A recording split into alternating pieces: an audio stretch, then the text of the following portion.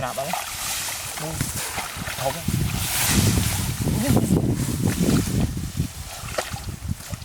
mưa này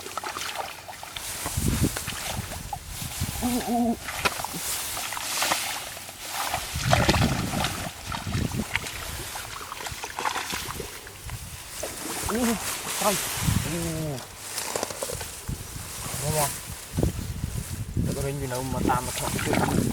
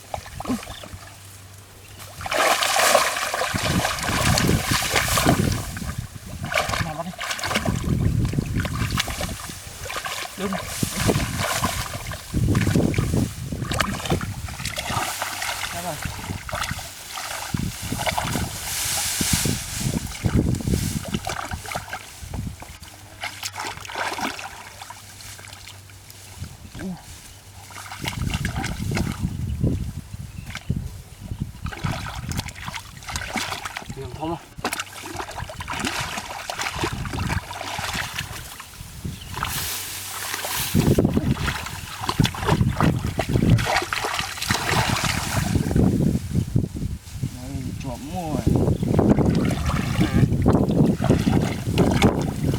có gì nữa ô có nhá chạy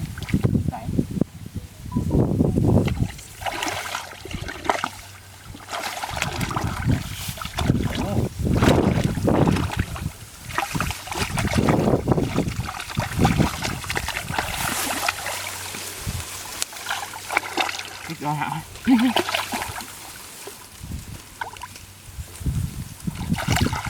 chuột đầy mùi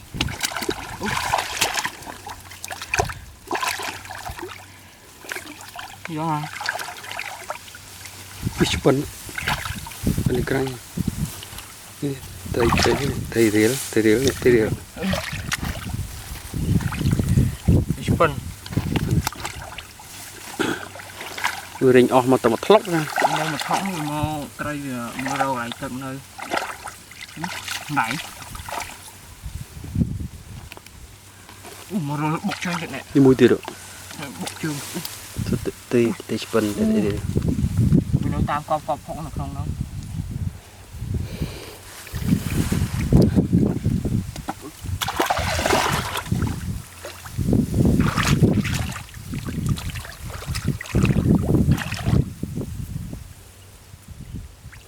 này sọc trai xua rồi chắc này trai của bố cái phân cái gì con trai nó sáng nha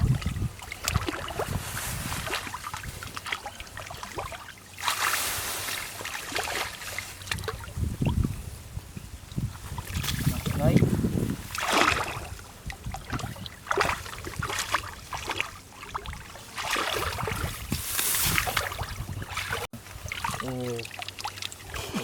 không con co đây à con co đây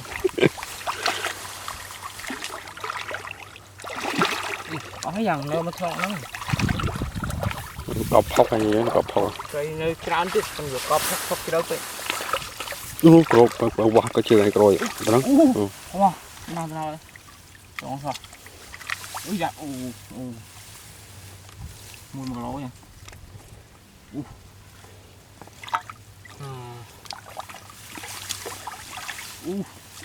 Mà thùng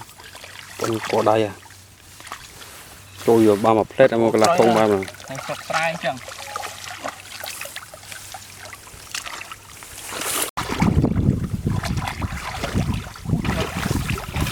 đỏ não ok nha bố trói này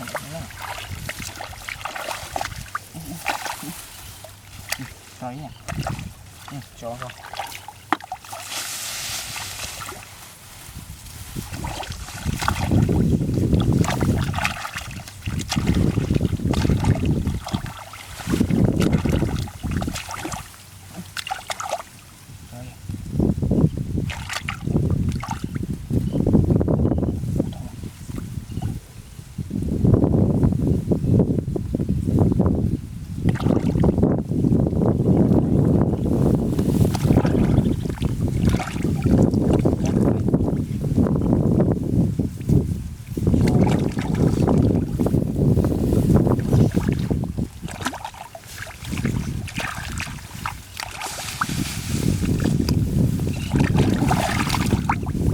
trường tại trường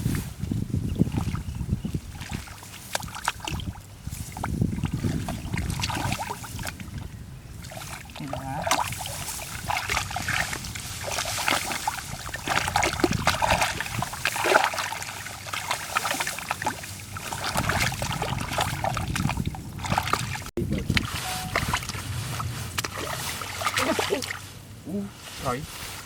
nhớ chứ đâu yeah. Có bao đi trên đây này mét này thơm chứ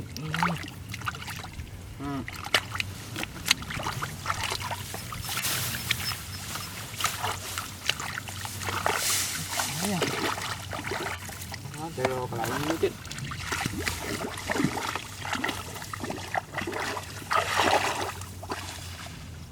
đấy ngồi chơi không